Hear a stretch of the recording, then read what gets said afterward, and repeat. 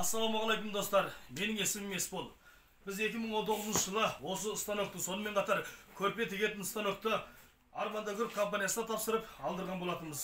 Біздің айтқан уақытымызда компания осы станокты жеткізіп берді. Сонымен қатар қазір бір семья осы станок арқылы өзіміздің табысымызды тауып, еңбегімізді жаратып отырмыз. Дәл осы орайда Арманда Груп компаниясына, сонымен қатар компанияның жетекшісі Арман Берқалиұлына үлкен рахметімізді айтамыз.